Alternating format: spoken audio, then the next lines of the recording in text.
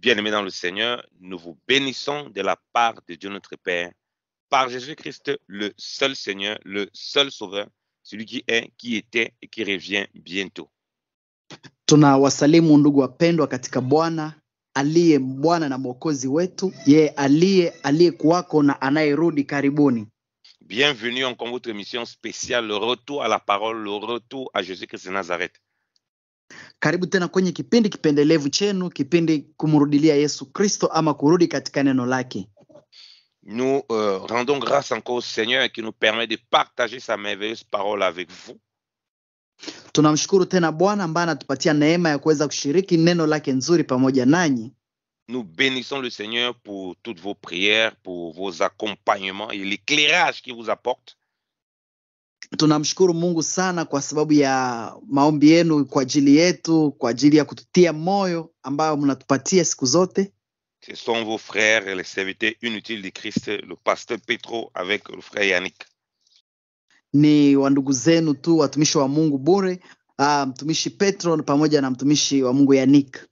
Que la grâce du Seigneur soit avec tous au nom de Jésus-Christ. Amen. Neema ya Bwana Mungu wetu pamoja nanyi wote kwa jina la Yesu Kristo. Amina. Nous avons commencé à parler du véritable peuple de Dieu. Tulianza sana kuzungumzia wa taifa la kweli la Mungu. Nous avons montré que l'Église est le véritable peuple de Dieu. Tulionyesha kwamba kanisa ndio taifa la Mungu la kweli. Parce que Dieu est esprit. Kwa maana Mungu ni roho. Et Dieu veut être adoré en esprit et en vérité. Na Mungu anataka aabudiwe katika roho na kweli. Nous avons compris donc que l'Église est une nation. Tukaelewa ya kwamba kanisa ni taifa. Donc c'est une nation où que les gens qui veulent voir Dieu, qui veulent voir la gloire de Dieu, doivent visiter. Ni taifa ambalo kama watu wanataka kumuona Mungu wanafaa kwenda kulitembelea lile taifa. Donc en réalité le véritable pèlerinage que les gens veulent faire pour aller voir les villes, c'est l'Église qui doit venir voir à cause de la puissance de Dieu qui se manifeste. Ukweli ni kwamba ile safari watu wanaweza kwenda angalia mahali pa kutafuta Mungu, wanafaa kutembelea kwenda angalia kanisa ambao Kristo anakaa ndani yake. Donc l'Église n'est pas seulement le peuple de Dieu, mais c'est une nation sainte. Kwa hivyo kanisa sio taifa la Mungu tu, lakini ni taifa takatifu. Un peuple acquis. Taifa lililochaguliwa. Donc c'est un joyau parmi les nations que Dieu utilise et présente que voici mon peuple. Ni jambo ambalo Mungu analitumia kwa ajili ya mataifa kusema ya kwamba hili ndio taifa langu. Le reste sont des créatures que Dieu a créées. Mengine yote ni viumbe tu ambavyo Mungu aliumba. Donc parmi beaucoup sont des enfants de Dieu qui entendront la voix du Seigneur et qui viendront à Christ. Katikati yao kuna wengi ambao wamechaguliwa na Mungu ambao siku moja watasikia sauti yake na watakuja kwa Kristo. Donc certains sont des enfants sur le plan physique, notamment de la sémence Abraham, à qui les promesses spirituelles ont été données. Kwa hivyo ni watu ambao katika kizazi cha Abraham wamepewa ahadi tu. Mais qui ne constituent pas le véritable peuple de Dieu aussi longtemps qu'ils n'ont pas reçu Christ qui est la parole de Dieu vivante. Lakini bado hawajakuwa watoto wa Mungu wakati bado hawajampata Kristo ambaye ni neno la Mungu la uhai. Nous avons montré donc que nous ne sommes pas dans la même configuration. Tulionyesha ya kwamba hatuko kabisa katika asili moja. Les Samaritains, ils adoraient sur la montagne. Wasamaria walikuwa wanaabudu juu ya mlima. Comme on voit nos pères, Abraham, Isaac, tout ça, ils adoraient dans les montagnes. Abraham allait pour sacrifier Isaac, il allait à la montagne. Kama tunavyoona baba zetu Isaka, Abraham alikuwa anaenda kwenye mlima ili aweze kuabudu kama alivyoenda kutoa Isaka. Il ne comprenait pas ce que ça veut signifier. Hakuwa anaelewa kabisa kile kilichokuwa inamaanisha pale. Les Juifs aussi, étant sous la loi, ils adoraient à Jérusalem. Ou bien quand ils prient ailleurs, ils ont les regards vers Jérusalem. Na Wayahudi pia walipokuwa naomba kila mara walikuwa naangalia sana Yerusalemu. Et dans Jean chapitre 4, le Seigneur a dit que ce n'est plus comme ça qu'il faut adorer. Et l'heure est déjà venue parce qu'il est là. Na katika Yohana sura 4 Yesu akasema sio tena kwa kuangalia Yerusalemu maana muda imekuja sasa. Pourquoi? Parce qu'il va ramener celui qui va adorer en esprit et en vérité. Kwa nini? Ni kwa sababu anataka kuleta watu wapate kuwa na ibada ya katika roho na kweli. Il ne voit plus voir les choses physiques, la Jérusalem physique.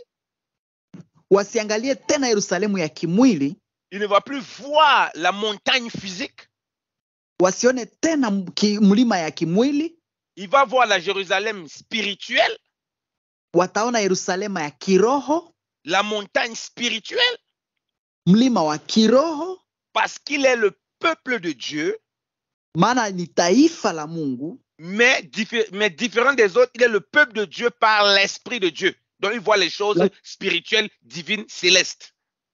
Tofauti na mataifa mengine, maana wao wanaona mambo ya kiroho, wanaona mambo yote yaliyo kiroho. Et ça, c'est très important de comprendre. Na hii ni kitu cha muhimu sana kukielewa. Dieu veut, au lieu que beaucoup, c'est bien de visiter Jérusalem et les grandes villes pour dire waouh, c'est beau. Mungu anataka kuliko kwenda angalia ile miji ya Yerusalemu na kusema aha, inapendeza, ni nzuri. Jérusalem est l'endroit où on disait il faut adorer Dieu. Donc c'est l'endroit où on peut dire qu'on trouve Dieu. Yerusalema ni mahali ambapo watu wangeenda kuabudu ama mahali ambapo watu wangempata Mungu. Donc comme pour nous en tant qu'enfants de Dieu, pour rencontrer le Seigneur, il est comme dans Jérusalem. Ni kama sisi taifa la Mungu, watoto wa Mungu, Mungu kwetu ni kama Yerusalemu. Donc on voit que Dieu, par la figure d'Israël, il a la nation, ensuite il a la ville de Jérusalem.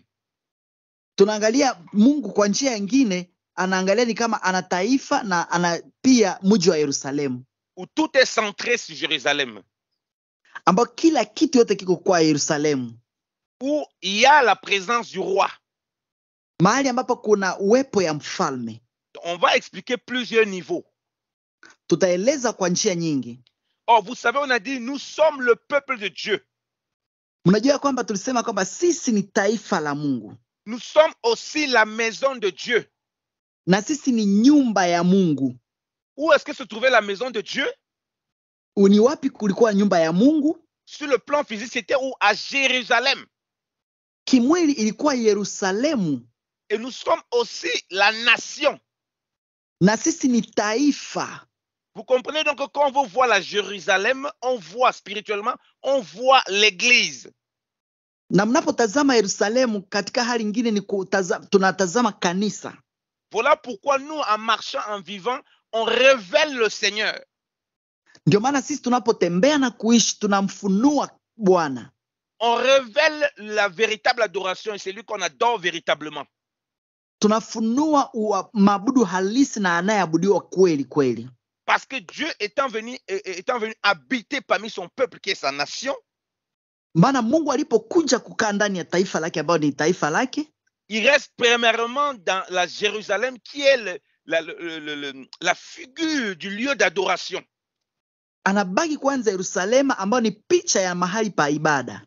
Donc la Jérusalem spirituelle, c'est l'église qui adore le Seigneur en esprit et en vérité, où Dieu habite. Kwa hivyo Yerusalema ya kiroho ni kanisa ambao Mungu anakuja mahali taifa lake lipo. Et dans cette adoration, na katika ibada hiyo, elle a les yeux fixés sur le Seigneur dans la Jérusalem céleste. Watu wanaweka macho kwa Bwana juu ya Yerusalemu ya kiroho. Lisons Zacharie chapitre 8. Tutasoma kitabu cha Zekaria sura 8. Il dit ceci à partir du verset 1. Zekaria sura 8 kuanzia mstari wa kwanza. La parole de l'Éternel des armées se révèle en ces mots. Ainsi parle l'Éternel des armées. Je suis ému pour Sion d'une grande jalousie et je suis saisi pour elle d'une grande fureur. Ainsi parle l'Éternel. Je retourne à Sion. Je veux habiter au milieu de Jérusalem. Jérusalem sera appelée ville fidèle et la montagne de l'Éternel des armées, montagne sainte. Neno la Bwana wa majeshi likamjia kusema, Bwana wa majeshi asema hivi, mimi nina wivu kwa ajili ya Sayuni, wivu mkuu, nami nina wivu kwa ajili yake kwa ghadhabu kuu. Bwana asema hivi, mimi nimerudi Sayuni, nami nitakaa katikati ya Yerusalemu, na Yerusalemu utaitwa mji wa ukweli, na mlima wa Bwana wa majeshi utaitwa mlima mtakatifu. Amen. Donc, Dieu lui précise que il veut habiter au milieu de Jérusalem. Mungu anaonesha wazi kwamba anataka kukaa katikati ya Yerusalemu. Oh, c'est une parole prophétique spirituelle. Na hii ni neno la kinabii la kiroho. alors qu'on adorait à Jérusalem.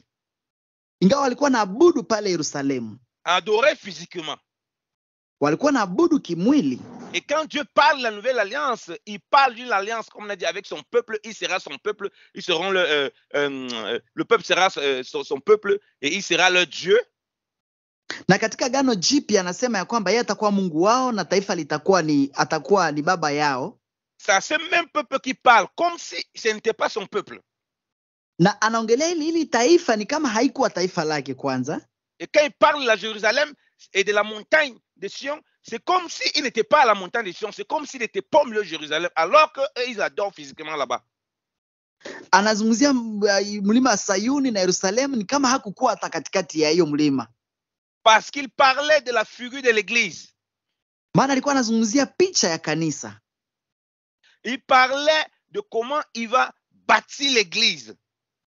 Alikuwa anazungumza namna jinsi atakavyolijenga kanisa. Qui, comme il dit, est en même temps le peuple de Dieu. Gisi tunavyosema kwamba ni taifa la Mungu.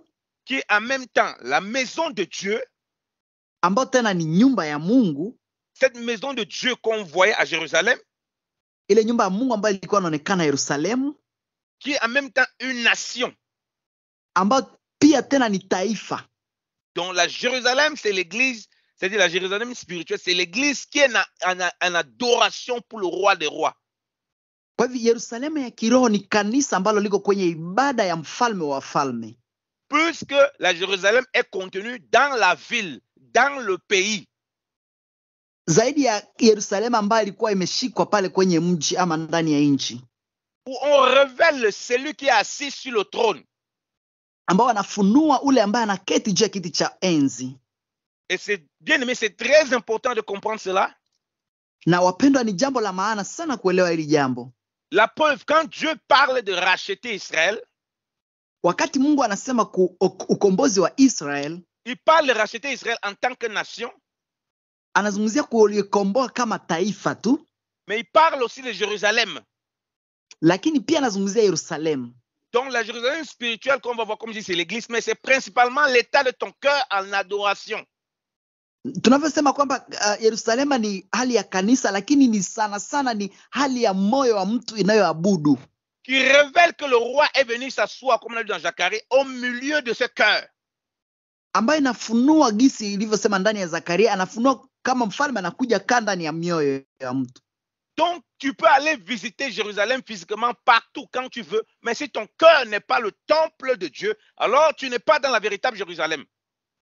Kwa hivyo unaweza kwenda angalia Yerusalemu ya kimwili, lakini kama moyo wako haijakuwa nyumba ya Mungu, haujakuwa kabisa katika ibada ya Yerusalemu nzuri. Et principalement de la Jérusalem spirituelle qui est le lieu où le Seigneur est installé pour être adoré. Na zaidi sana Yerusalemu ya kiroho ambayo ni nafasi ambayo Mungu anakaa ili aweze kuabudiwa. C'est pourquoi il dit par la bouche d'Ésaïe, bien-aimé dans le Seigneur, on va le lire. Ndio maana katika Isaya anasema hivi, tutasoma. Ésaïe 52 à partir du verset 8. Isaya 52 mstari wa 8. On peut même commencer à partir du verset 7. Tutaanza mstari wa 7 labda.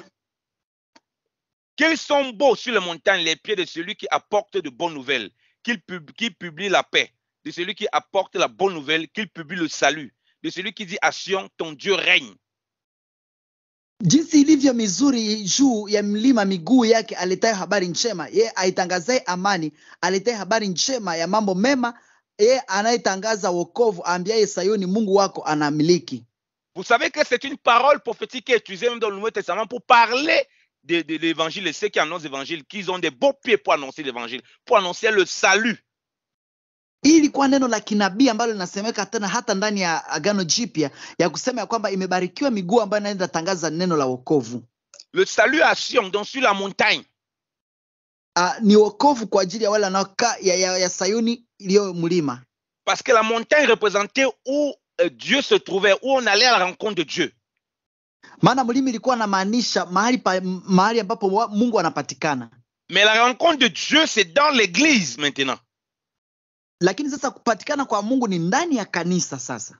Parce que l'église est celle qui a l'esprit de Dieu, où Dieu est venu habiter. Si quelqu'un veut rencontrer Dieu ou bien veut connaître Dieu, il vient à l'église. Maana kanisa ni mahali ambapo sasa kama mtu anataka kumpata Mungu anakuja kanisani. Voilà pourquoi l'Écriture dit que si tous prophétisent et qu'il rentre un païen, les secrets de son corps seraient révélés. Lui-même, il va rendre gloire à Dieu. Il va témoigner que Dieu est véritablement au milieu de vous. Biblia inasema ya kwamba kama watu watatabiri na kunaingia mpagani na mpagani atakapofunuliwa mambo zake atamtukuza Mungu pamoja nanyi. Donc vous voyez que l'Église révèle que Dieu est véritablement au niveau de nous lorsque l'Église manifeste les vertus de Dieu. Mnaona ya kwamba kanisa liko katikati yetu wakati kanisa litaendelea kuonesha wema kabisa wa Mungu. Et si le milieu de nous, il est, comme j'ai dit, il est installé dans ce qu'on appelait la Jérusalem, c'est-à-dire la ville du grand roi. Et la ville du grand roi, c'est ton cœur bien-aimé dans le Seigneur. Na kama iko pamoja nasi tunasema ya kwamba tumekuwa mji wa Bwana na mji wa Bwana ni roho zetu wapendwa katika Bwana. Ça ici, nous sommes dans l'aspect spirituel en ce qui concerne l'Église. Hapa tuko nazungumzia mambo kiroho kuhusu mambo ya kanisa. Parce que l'Église a toutes ses figures. Maana kanisa iko na picha zake zote. Le verset 8 d'Ésaïe 52 nous dit ceci. Mstari wa 8 inasema hivi kwa Isaya 52. La voix de tes sentinelles retentit. Elles élèvent la voix. Elles poussent ensemble des cris d'allégresse. Car de leurs propres yeux, elles voient que l'Éternel ramène Sion. Éclater ensemble en cris de joie. Ruine de Jérusalem. Car l'Éternel console son peuple. Il rachète Jérusalem. Sauti ya walinzi wako wanapaza sauti zao, wanaimba pamoja, maana watatoa jicho kwa jicho jinsi Bwana arejeshavyo Sayuni. Pigeni kelele za furaha, imbeni pamoja enyi mahali pa Yerusalemu palipokuwa ukiwa, kwa kuwa Bwana amewafariji watu wake, ameukomboa Yerusalemu. Vous voyez que Dieu dit qu'il rachète Jérusalem. Comme toi et moi, la Bible dit qu'on a été racheté à un grand prix. Munaona gisi Mungu anakomboa Yerusalemu. Gisi Biblia inasema ya kwamba mimi nao tulikombolewa kwa bei ya thamani. Vous voyez que en tant qu'église, on a été racheté un grand prix. Munaona kama kanisa tulikombolewa kwa bei kubwa. Mais l'endroit principalement où Dieu demeure, où Dieu vit, on sait qu'il vit en nous et il garde nos cœurs. Na tunajua mahali ambapo Mungu anakaa na anaishi ni ndani ya mioyo zetu. Vous pouvez parler de vos cœurs, de votre esprit. En tout cas, Dieu vient vivre et il protège vos cœurs et votre esprit en lui. Il vient faire son trône en vous. Kwa hiyo Mungu anazungumzia sana mambo ya roho ama nafsi. Mungu anakuja kufanya nafasi pale kuwa nafasi yake ili aweze kulinda nafsi yako. C'est pourquoi l'Écriture dit que garde ton cœur plus que toute autre chose. C'est de lui que vienne la vie. Ndio maana Biblia inasema ya kwamba linda moyo wako kuliko vitu vyote vilindavyo, maana pale ndio mnatoka chemchemi za uzima. Donc on va voir des personnes spirituelles qui ont le cœur radé dans le Seigneur, qui ont l'âme protégée par la vie de l'esprit, parce que le grand roi est installé en nous. Na ndio maana tunaona watu wengi sana ambao mioyo zao zimelindwa kwa sababu ndani mwao mna mfalme wa wafalme na roho zao ziko katika ulinzi. Et c'est pourquoi il dit par la bouche de Zacharie en même temps, Zacharie 1 verset 16, c'est pourquoi ainsi parle l'Éternel, je reviens à Jérusalem avec compassion. Ma maison y sera bâtie et le cordon sera étendu sur Jérusalem. Ndio maana anasema katika kitabu cha Zekaria sura ya 1 mstari wa 16, anasema ya kwamba kwa sababu hiyo Bwana asema hivi, ninaurudia Yerusalemu kwa rehema nyingi, nyumba yangu itajengwa ndani yake, asema Bwana wa majeshi, na kama litanyoshwa juu ya Yerusalemu. Dieu ne parle pas de reconstruction physique principalement, il parle de son peuple. Mungu haseme sana kwamba kujenga kwanza ya kimwili, anazungumzia kwanza taifa lake. De son peuple par l'esprit, parce que Dieu est esprit. Taifa lake kwanza ya kiroho, maana Mungu ni roho. Une fois donc que nous sommes cette ville sainte et spirituelle et que nous adorons Dieu, l'adoration comme on dit, l'homme intérieur, le nouvel homme en nous adore Dieu en esprit, en vérité et qui manifeste cette Jérusalem spirituelle. Na kama tutaweza kuwa taifa lile ambalo linaabudu Mungu, kwa maana Mungu ni roho na tunaweza kuabudu Mungu kama Yerusalema ya kiroho. Ça nous pousse à voir les yeux maintenant sur la montagne céleste, sur la Jérusalem céleste. Inatusukuma sasa kuweka macho yetu juu ya mlima wa kiroho na juu ya Yerusalemu ya kiroho. Donc, l'église qui est une maison spirituelle, qui est dans l'adoration en esprit en vérité, manifeste la Jérusalem céleste, la Jérusalem spirituelle. Kwa hivyo kanisa ambalo liko katika hali ya kimwili inaonesha waziwazi Yerusalema ya kiroho. Parce que c'est le lieu d'adoration du grand roi. Maana hiyo ndio nafasi ya maabudu ya mfalme wa falme. Et le grand roi est installé dans nos cœurs. Il vit avec nous dans nos cœurs.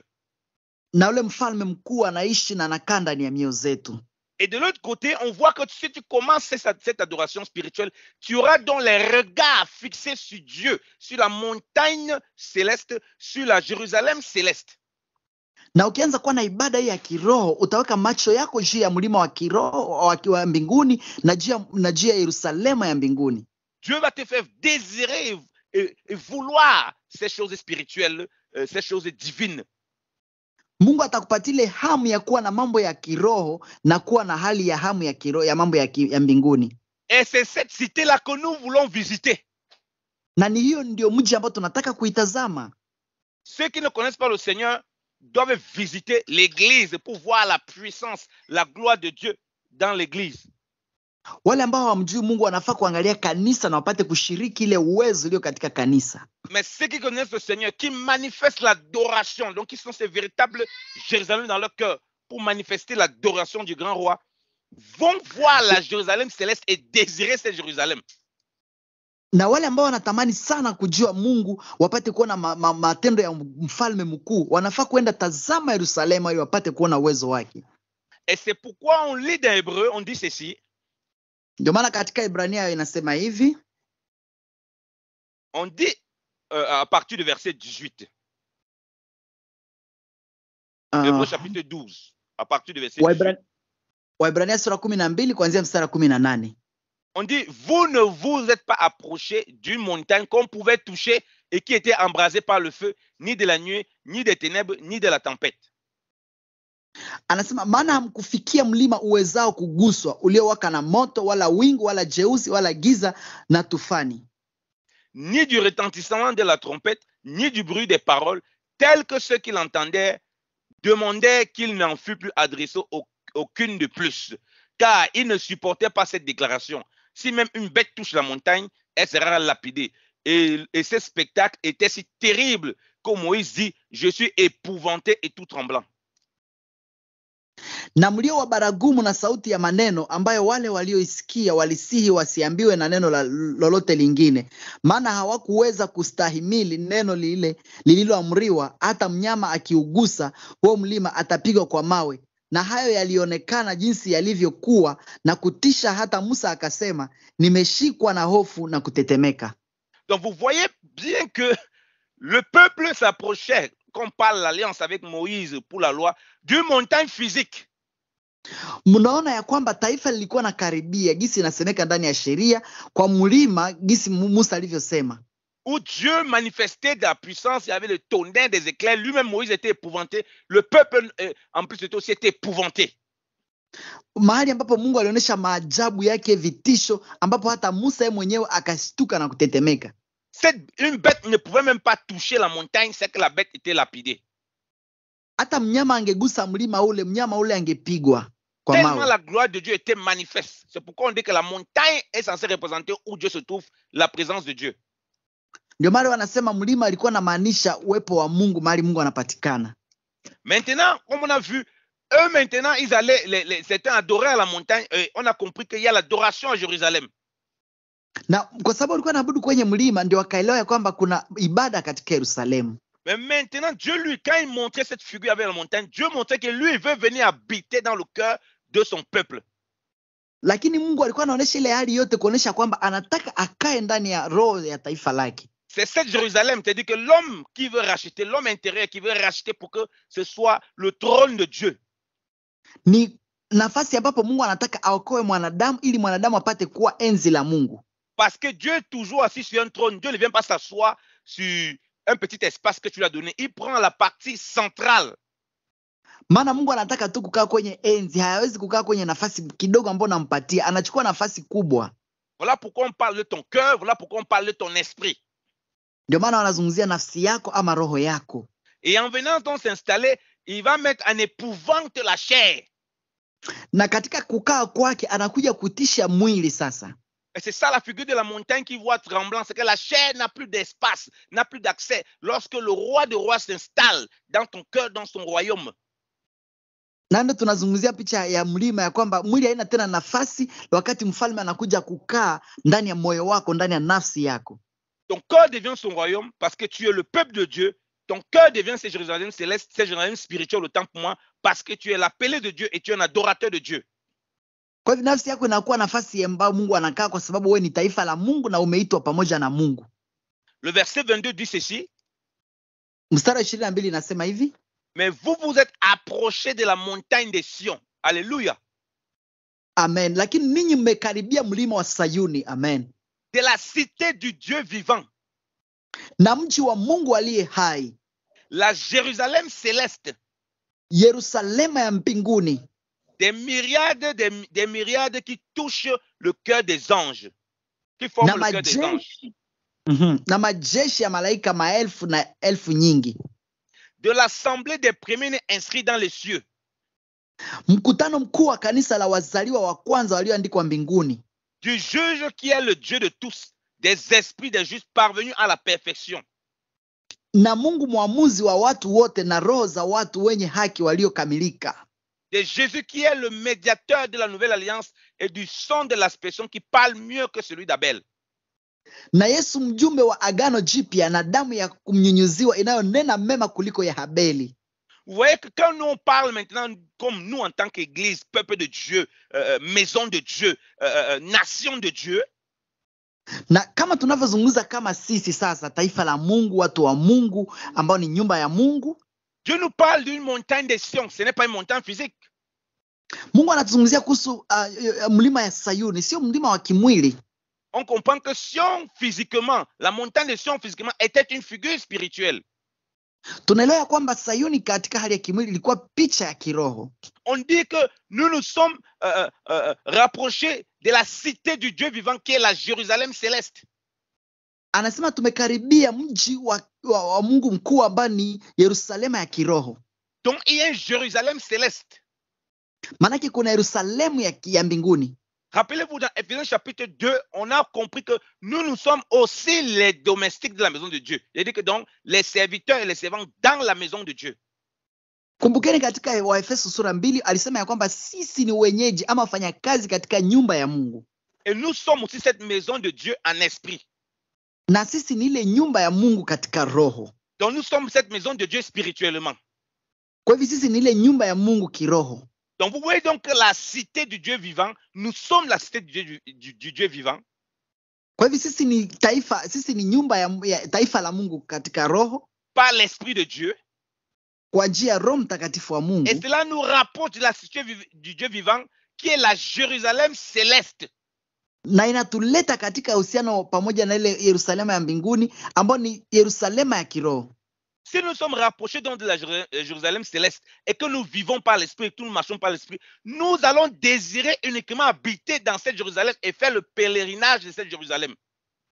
Kama tunaweza kuishi katika Yerusalema ya kiroho na tunaweza kukaribiana nayo, tutakuwa na ile mawazo kila siku ya kuikaribia ile Yerusalema ya kiroho. Et on va faire ce pèlerinage comment? En esprit, bien aimé dans le Seigneur. Pendant nos moments de consécration, d'adoration à Dieu, Dieu peut, comme il a amené Paul à voir des choses indescriptibles, comme il a amené Jean à voir des choses indescriptibles, nous élever à voir ces choses et à désirer le Seigneur de tout notre cœur. Na tutafanyaje ile kuenda kuitazama Yerusalema? Ni katika ile kuwa na ibada za kiroho, ndani ya kuwa na ibada kama vile Mungu alivyomuonesha Paulo mambo ya kiroho, akamuonesha Yohana mambo ya kiroho pia. Donc vous voyez donc il y a une Jérusalem céleste. Mnaona ya kwamba kuna Yerusalemu pia mbinguni. Donc la Jérusalem physique ne sert de rien. Kwa hivyo Yerusalemu ya kimwili haifai chochote. Parce que nous on nous a approchés de la Jérusalem céleste. Maana sisi tumebebwa kwenye Yerusalemu ya mbinguni. Et c'est cette Jérusalem là que nous attendons. Na hiyo Yerusalemu ndio tunangojea. Voilà pourquoi la figure de cette Jérusalem est aussi présentée comme une épouse. Na ndio maana picha hiyo kanisa ya Yerusalemu inawakilishwa kama bibi harusi. On lit Apocalypse. Tasoma kitabu cha Ufunuo. Apocalypse chapitre 21. Ufunuo sura 21. On dit à partir du verset 1. Puis j'ai vu un nouveau ciel et une nouvelle terre, car le premier ciel et la première terre avaient disparu et la mer n'était plus. Et j'ai vu descendre du ciel d'auprès de Dieu la ville sainte, la nouvelle Jérusalem, préparée comme une épouse qui s'est parée pour son époux. Anasema kisha nikaona mbingu mpya na nchi mpya, kwa maana mbingu za kwanza na nchi ya kwanza zimekwisha kupita, wala hapana bahari tena. Nami nikauona mji ule mtakatifu Yerusalema mpya ukishuka kutoka mbinguni kwa Mungu, umewekwa tayari kama bibi harusi aliyekwisha kupambwa kwa ajili ya mumewe. Donc vous voyez que Dieu présente la nouvelle Jérusalem comme une épouse. Mnaona ya kwamba Mungu anawakilisha Yerusalemu mpya kama mke, kama bibi harusi. Et comme on l'a lu dans Zacharie, comme on l'a lu dans Isaïe, Dieu veut racheter son peuple. Kama tulivyosoma ndani ya Zekaria ni kwamba Mungu anataka kukomboa taifa lake. De façon prophétique, il parlait par ses prophètes et il dit qu'il va racheter Jérusalem. Unabii alikuwa anasema ya kwamba atalikomboa Yerusalemu. Comme on a compris, parce que c'est le lieu où le roi est adoré, où il est installé. Et c'est quoi? C'est nous que nous avons racheté, et principalement nos cœurs que Dieu a rachetés, qu'il a changé, il nous a donné un nouvel esprit. Tulivyoelewa ni kwamba ni taifa lake ndiye alikuwa anataka kuliokoa na akasaidia akatuokoa na kutubadilisha ili tupate ukombozi wa nafsi mpya. Vous comprenez donc que ça n'a rien à voir avec les choses physiques. Mnaelewa kwamba haina mawasiliano na vitu vya kimwili. C'est des Samaritains qui étaient attachés à la montagne physique, croyaient qu'il faut adorer la montagne physique. Wasamaria walikuwa nafikiria wataabudu kwenye mlima wa kimwili. Et ils sont tellement attachés à ça. Na wako kabisa wameunganishwa na hiyo jambo. C'est des Juifs qui étaient attachés à la Jérusalem, croyaient que c'est là-bas qu'il faut adorer, c'est les choses physiques, c'est comme ça, c'est la loi, c'est comme ça là-bas. Na Wayahudi walikuwa wanajua wameungana na mlima wa Yerusalemu, wakajua pale ndio nafaa kuabudia, wakajua ni hiyo ndio sheria, ndio hivyo kabisa. Voilà pourquoi les gens passent autant à tout faire pour visiter cette Jérusalem physique, mais ne comprennent pas qu'il y a une Jérusalem céleste, qu'ils doivent désirer de tout leur cœur et qu'ils doivent attendre du Seigneur. Na watu wanafanya kila njia, mbinu zote za kuangalia ile Yerusalemu ya kimwili, ingawa sasa wanahitaji sana, yenyewe wanahitaji ni Yerusalemu ya kiroho ambao angekuwa na shauku kubwa ya kuipata. Et comme nous l'avons dit, ils ne peuvent pas voir cette Jérusalem céleste parce qu'ils n'ont pas déjà eux-mêmes compris qu'ils sont la Jérusalem spirituelle. Nasema hawawezi kuona Yerusalemu pia ya kiroho ya mbinguni kwa sababu hawajajua kwamba wao pia ndio Yerusalemu ya kiroho. C'est-à-dire que qu'ils sont la ville sainte, la ville du roi, étant donné que nous sommes, rappelez-vous, la nation sainte du sacerdoce royal. Ya kwamba wao ndio mji wa Bwana, mji mtakatifu. Gisi Biblia inasema ya kwamba ninyi ni ukuhani wa kifalme. Donc, c'est les nations qui doivent venir voir l'église. On commence à les expliquer que c'est nous la nation, c'est nous la véritable ville. Et l'adoration, c'est nous qui la faisons véritablement. Et comme ça qu'on peut on peut les pousser à fixer les regards sur ce qui est éternel, la Jérusalem céleste qui vient d'auprès du Seigneur. Kwa hivyo mataifa yangependa kutambua sasa na kuja kututazama ndio sisi. Kwa maana sisi ndio taifa la Mungu na sisi ndio Yerusalemu ya kiroho ama Yerusalemu ya mbinguni. Mais si l'église elle-même, elle ne comprend pas ces choses, elle court derrière les choses matérielles, les choses physiques, elle croit que la Jérusalem, quand Dieu parle de Jérusalem, ce n'est que des choses terrestres. Alors c'est normal qu'on séduise les chrétiens à faire des pèlerinages, ça à gauche et à droite, et à les égarer. Na kama kanisa haitaelewa hili jambo, ndio itaangukia kwenye shida ya kuchanganikiwa, ya kwanza kutafuta mambo ya kimwili na kwanza kutembea huku na kule na kwanza kuwapotosha na kuwatenga. Dieu dit que la Jérusalem sera appelée ville fidèle et nous sommes les fidèles du Seigneur par la foi. Mungu anasema Yerusalemu itaitwa mji kamilifu na sisi ni wakamilifu katika Bwana. Voilà pourquoi nous désirons donc cette Jérusalem céleste auquel nous avons été approchés, dans la nouvelle Jérusalem. Ndio maana tuna shauku ya kukaribia Yerusalemu ya mbinguni ambayo tumekaribia, ambayo ni Yerusalemu mpya. Parce qu'en tant qu'église, nous sommes une figure de cela spirituellement. Maana katika mahali kama kanisa sisi ni picha ya ile hali ya kiroho. Pour que le Seigneur fait cela afin que nos yeux soient attachés à ce qui est impérissable. Mungu anafanya hili jambo ili macho yetu yaweze kuwa juu ya mambo isiyoharibika. Oh bien-aimé, la beauté de la Jérusalem céleste, des choses divines, c'est exceptionnel. Wapendwa, ile uzuri ya kiroho Yerusalemu mpya ni vitu zenye ni za kipekee kabisa. C'est indescriptible. Ni vitu ambavyo haviwezi kueleweka.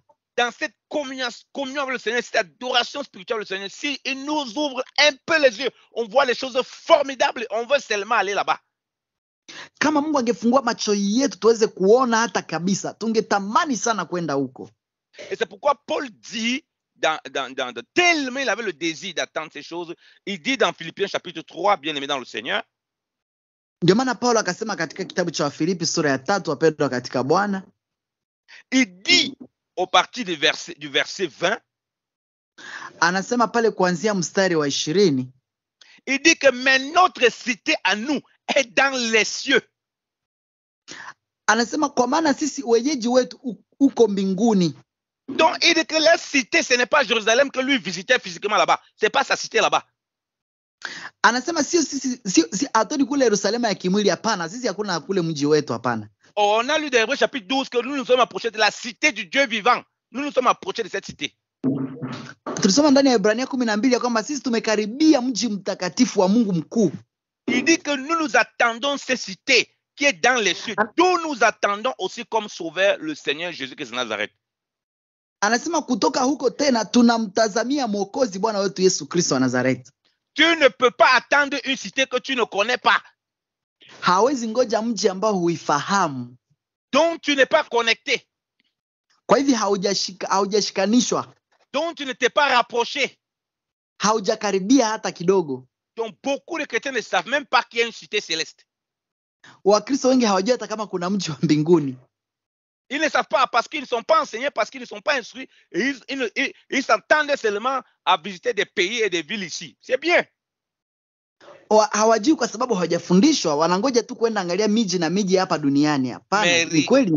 Mais rien n'est comparable à la cité du Dieu vivant qui est la Jérusalem céleste.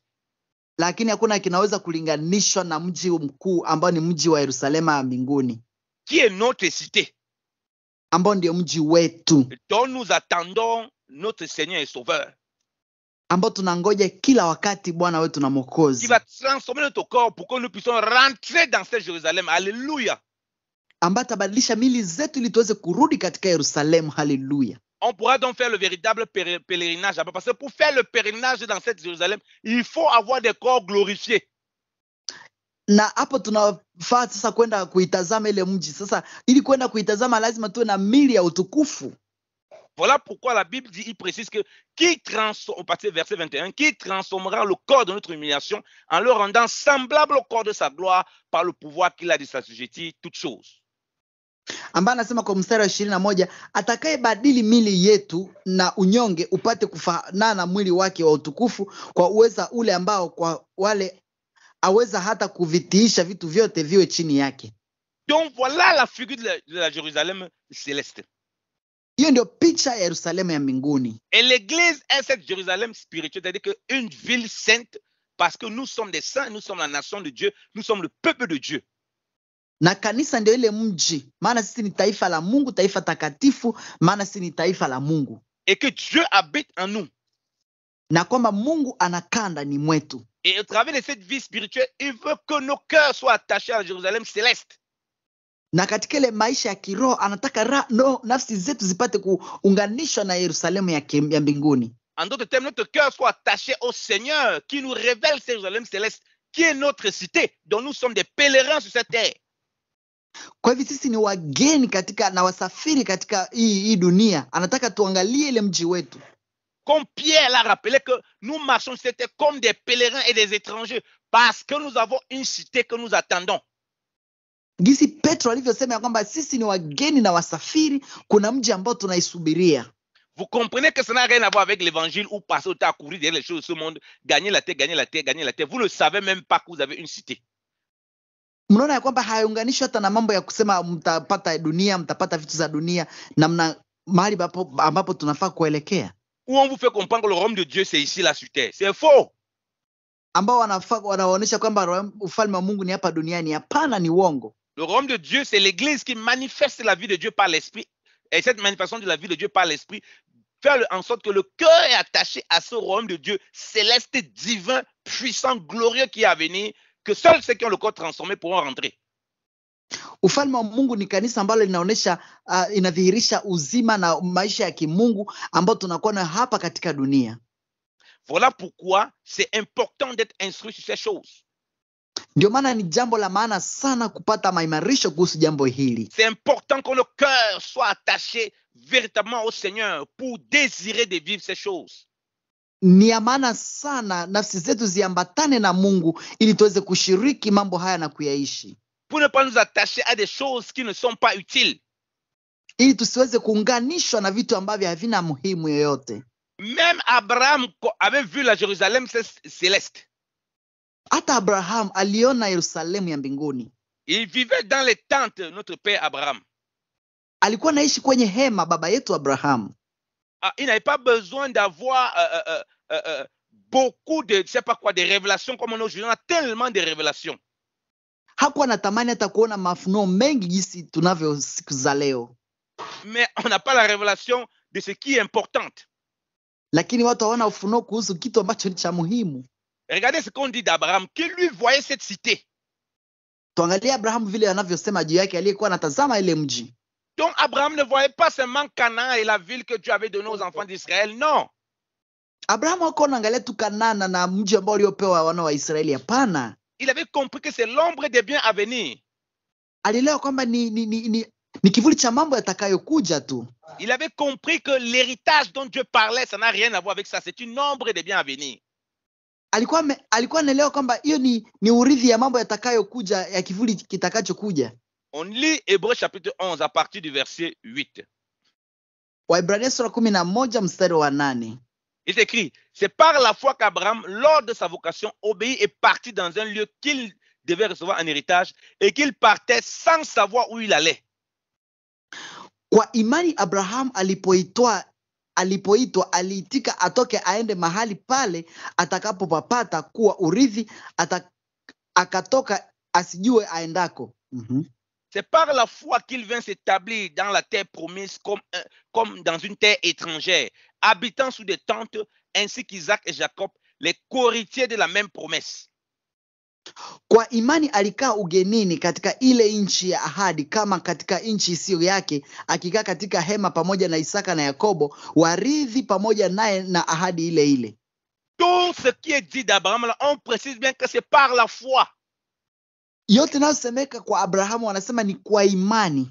Et c'est par cette même foi que nous sommes devenus enfants d'Abraham. Ni kwa ile imani ndio tumekuwa watoto wa Abraham. Donc c'est par cette même foi aussi que l'Écriture dit dans Hébreux chapitre 12, 22 que nous sommes approchés de la montagne de Sion, de la cité de Dieu vivant de la Jérusalem céleste. Ni kwa ile imani ndio akasema ya kwamba tumekaribia mlima mtakatifu, mlima wa Sayuni na mlima wa mji wa mbinguni. Donc si nous avons la même foi là qu'Abraham, ça veut dire qu'Abraham doit voir les mêmes choses que nous. Kama tungekuwa na imani kama ya Abraham, tungeweza kuwa na mtazamo mmoja na Abraham. On nous dit donc que par cette foi-là, comme il se voyait comme un étranger et qui vivait sous des tentes, wanasema kwa imani ile alikuwa anajiona kama mgeni na kaishi chini ya mahema. On explique au verset 10, car il attendait la cité qui a des solides fondements, celle dont Dieu est l'architecte et le constructeur. Wanasema mstari wa 10, maana alikuwa akitazamia mji wenye misingi ambayo mwenye kuubuni na kujenga ni Mungu. Comment il peut attendre quelque chose qu'il n'a pas vu? Namna gani anaweza kungoja kitu ambacho hajakiona? Comment il peut attendre quelque chose qui n'existe pas? Namna gani angeweza kungoja kitu ambacho hakipo? On comprend que par la foi, comme il était prophète du Seigneur, il pouvait voir des choses qui sont destinées à ceux qui sont au Seigneur. Tunaona leo kwamba kwa imani giza alikuwa nabii, alikuwa anangoja vitu ambavyo vilikuwa kwa ajili ya Bwana. Il pouvait voir cette cité qui est la Jérusalem céleste. Alikuwa anangoja ile alikuwa angeona mji ambao ni Yerusalema ya mbinguni. Il pouvait voir les figures de l'église qui vient par le sacrifice d'Isaac qui représentait Christ. Angeweza kuona picha ya kanisa kupitia sadaka ya Isaka iliyokuwa inamwakilisha Kristo. Il pouvait voir ces choses, bien aimé, et il attendait cela. Donc son pèlerinage, ce n'était pas à Canaan. Son pèlerinage, ce qu'il attendait, c'était cette cité-là. Kwa hivyo kutembea kwa Abraham hakuwa anaenda Kanaani, alikuwa anatembea kuangalia ile mji ule kabisa. Donc Dieu a préparé quelque chose de merveilleux et de puissant pour nous. Kwa hivyo Mungu alikuwa ameandaa kitu kizuri na kilicho chema kwa ajili yetu. On dit, je vais lire à partir du verset 13. Tunasoma kuanzia mstari 13. On dit, c'est dans la foi qu'ils sont tous morts, sans avoir obtenu les choses promises. Mais ils les ont vus et salués de loin, reconnaissant qu'ils étaient étrangers et voyageurs sur la terre. Anasema hawa wote wakafa katika imani, wasijazipokea zile ahadi, bali wakaziona tokea mbali na kuzishangilia na kukiri kwamba walikuwa wageni na wasafiri juu ya nchi. Ils les ont vus et salués de loin, bien-aimés dans le Seigneur. Waliziona na wakazisalimu kwa mbali. Ils ont vu le mystère de l'église, tout ça. Ils ont vu des prémices. Waliona siri ya kanisa, wakaona mambo ya kwanza. Ils ont vu ce Jérusalem spirituel, ce peuple, cette nation sainte spirituellement. Waliona ile Yerusalemu ya kiroho, ile taifa takatifu kiroho. Ils ont vu ce Jérusalem céleste divine. Ils ont vu les prémices. Waliona mambo ya kwanza na Yerusalemu ya kiroho kabisa. La Bible dit qu'ils ont vu, ils ont salué de loin. Biblia inasema ya kwamba waliyasalimu kwa mbali. Au verset 14, on dit, ceux qui parlent ainsi montrent qu'ils cherchent une patrie. Maana hao wasemao maneno hayo wameonyesha wazi kwamba wanatafuta nchi yao wenyewe. Au verset 15, s'ils en avaient vu celle d'où ils étaient sortis, ils auraient eu le temps d'y retourner. Na kama wangalikumbuka nchi ile waliotaka, wangalipata nafsi ya kurejea. Verset 16, mais maintenant, ils en désirent une meilleure, c'est-à-dire une céleste. C'est pourquoi Dieu n'a pas honte d'être appelé le Dieu, car il a préparé une cité. Lakini sasa waitamani nchi iliyo bora, yaani ya mbinguni. Kwa hiyo Mungu haoni haya kuitwa Mungu wao, maana amewatengenezea mji. On parle des patriarches qui avaient déjà vu, qui savaient que leur terre physique, tous les biens qu'ils avaient, toutes ces choses, que ce n'est pas en réalité la véritable cité, la véritable cité. Walipokuwa nazungumzia kila kitu yote walioonyeshwa Yerusalemu, haikuwa kabisa ni ile nchi ambayo ilikuwa yao na walisema ile ingekuwa yao, hapana. Quelle est cette idolâtrie donc que les chrétiens ont avec la Jérusalem physique terrestre qu'ils vont essayer de visiter, gaspiller tout leur argent pour certains pour aller seulement là-bas? Ni ibada gani mbaya ambayo watu wanafanya kupoteza hela nyingi sana kwenda tu kule Yerusalemu na kwenda angalia na kukaa kule? Parce qu'ils ne marchent pas la foi, ils n'ont pas la vision de la Jérusalem céleste. On dit là, ceux-là, ils attendaient cela, ils attendaient une meilleure. Na kwa sababu hawana imani, hawawezi kungoja kile, lakini wanasema wale walikuwa na ngoja ile ya kweli, ile nzuri. Ils ont dit la céleste. Wanasema ya kimbinguni. Voilà pourquoi nous qui sommes le peuple de Dieu en esprit, nous avons le spirituel et ce spirituel nous pousse à désirer le céleste. Ndio maana sisi taifa la Mungu ambao tumekuwa wa kiroho inatupatia shauku ya kuwa na ile ya mbinguni. Quand on parle de céleste, on voit le ciel. Kama tunavyozungumzia mbinguni, tunaona mbingu. On voit la manifestation de la puissance du trône de Dieu. Tunaona uwezo ya kiti cha enzi cha Mungu. On voit la gloire de Dieu puissamment révélée. Tunaona utukufu wa Mungu kwa uwezo wote kifunuliwa. Ce n'est pas les hommes qui l'ont construit, c'est Dieu qui est l'architecte. Donc Dieu va nous montrer comment on construit. Sio wanadamu walioitengeneza, lakini Mungu ndiye mjenzi na akaonyesha hivi ilivyojengwa. On dit que Dieu a préparé cette cité, bien aimé dans le Seigneur.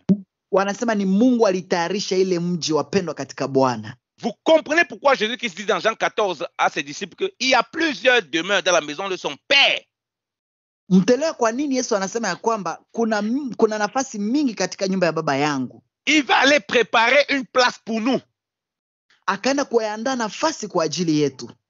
Quand il sera prêt, il va venir nous chercher pour que là où il est, que nous soyons avec lui. Na itakapokamilika atakuja kututafuta ili tuweze kuwa pamoja naye mahali alipo. Bien-aimés dans le Seigneur, voilà à quoi nous nous attendons. Wapendwa katika Bwana, hiki ndicho tunachokisubiria. Si nous courons n'importe comment sur cette terre et que nous perdons de vue cela, alors il y a un problème. Est-ce que nous sommes véritablement dans la foi que les patriarches avaient? Tukikimbia hivi na tusipojua mahali tunaelekea, tutakuwa tunaenda vibaya. Je, hivyo ndio baba zetu walikuwepo kweli? Parce que marchant par la foi, ils pouvaient voir ça. Il n'était pas, il n'y avait pas le sang de Christ, il n'y avait pas la nouvelle alliance, mais ils pouvaient déjà voir les prémices. Maana hawa kwa imani ndio walitembea vile, hawakuwa na njia yoyote, lakini wakaona mambo ya kwanza kabisa. Mais nous prétendons que nous sommes baptisés du Saint-Esprit, nous avons le sang de Christ, nous avons la dispensation de la grâce, mais nous ne voyons pas du tout la Jérusalem céleste. On n'enseigne même pas du tout ça aux chrétiens. Na sisi ambao tunasema kwamba tuna Roho Mtakatifu, hatuoni hata Yerusalemu ya mbinguni, na hii mambo yote haifundishwi kwa Wakristo. On l'enseigne plutôt à aller visiter tous les vestiges physiques les anciens trucs de Jérusalem, d'Israël. Il est plus poussé vers ces choses-là. Lakini watu wanafundishwa kuangalia vitu za kimwili tu, mambo yaliyojengwa ya Yerusalemu na mambo yote, wamebebwa tu kwa mambo ya ile peke yake. Visiter ça n'est pas un problème, mais ce n'est pas en réalité cette véritable Jérusalem là-bas. Kuitazama sio makosa, lakini sio kabisa Yerusalemu ya kweli. Parce que si tu es en esprit, c'est toi qui représentes cette véritable Jérusalem par l'adoration que tu donnes à Dieu en esprit en vérité. Maana kama kweli umekuwa wa kiroho, ni wewe ndio unatoa ibada nzuri ambao wewe ndio unasema mambo ya kiroho na ya kweli. Ça c'est la cité spirituelle que nous sommes.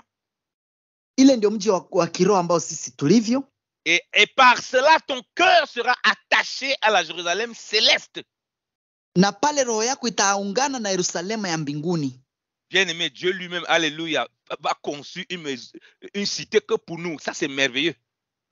Wapenda, hiyo ni jambo nzuri ambalo Mungu yeye mwenyewe ametujengea mji. Ne veux-tu pas visiter cette cité, mon frère? Kwa nini usipende kwenda angalia hiyo mji mpendwa wetu? Vis ta vie en vivant cette Jérusalem, cette nation, cette Jérusalem spirituelle dans ta marche avec le Seigneur en esprit, en vérité. Ishi maisha yako katika hali ya kupenda kuishi na kushiriki ile Yerusalemu ya kiroho katika kweli. Attends-toi à cette Jérusalem céleste dont les patriarches sont entendus par la foi. Isubiri ile Yerusalemu ya kiroho katika imani. Repentons-nous et préparons les voies du Seigneur. Tutubu na kutengeneza njia ya Bwana. Aplanissons le sentier du grand roi, car il vient nous prendre pour qu'on aille dans sa cité. Tengenezeni njia mfalme mkuu, maana anataka kuja kutuchukua ili tuende katika mji wake. Ne nous perdons pas de vue dans les choses terrestres ici là. Tusijipoteze kwa mambo ya kimwili huku na kule. Visitons les lieux, visitons Israël physique si le Seigneur nous met à cœur selon les moyens, mais ne soyons pas idolâtres. Tuangalie Yerusalemu ya kimwili, haina shida kulingana na uwezo wetu, lakini tusiwaabudu sanamu. Oh, je vais garder un caillou de Jérusalem. On va te vendre ça, je ne sais pas combien de dollars, tu vas te ruiner. Wengine wanabeba hata mawe ya Yerusalemu na wanauza kwa bei ya gharama kubwa ya madola ya ajabu sana. Quand Jésus-Christ va venir t'enlever, tu vas partir avec ton caillou que tu avais pris de Jérusalem là. Wakati Yesu atakaporudi utaenda na ile maji ulitoa Yerusalemu kweli? Tu vas partir avec tes photos que tu avais prises soi-disant de la grande ville, la ville du roi. Utatembea na ile mapicha zako ambazo ulichukua kule kusema eti mji wa mfalme mkuu? Tu ne comprends pas que c'est toi qui es maintenant la ville du roi en esprit? Hauelewi kwamba wewe ndio mji mkuu wa Mungu katika roho? C'est pourquoi il vient te prendre pour t'amener à la ville céleste, pour que tu vois la réalité de ce qui est l'ombre ou bien qui est la manifestation physique que nous sommes. Ndio maana nataka kuja kuchukua sasa, uende angalie ukweli ambayo iko ya ambayo sasa ni wewe ambao tulivyo. Que la grâce de Christ soit avec tous au nom de Jésus-Christ de Nazareth. Amen. Neema ya Bwana Mungu wetu ipate kuwa pamoja nanyi kwa jina la Yesu Kristo wa Nazareti. Amen. Basi wapendwa, tunashukuru sana kwa sababu ya kusikia kipindi hiki kipendelevu, na ninatumaini kwamba umebarikiwa. Kama una message, una swali yoyote, una neno la kusema na sisi, unaweza kutupata kwa nimero ya Airtel, na namba yenyewe ni hii kama una simu yako pale 0997 0990 61 0997 0990 61. Mungu awabariki sana na muwe na jioni njema kwa jina la Yesu Kristo. Amen. Amen.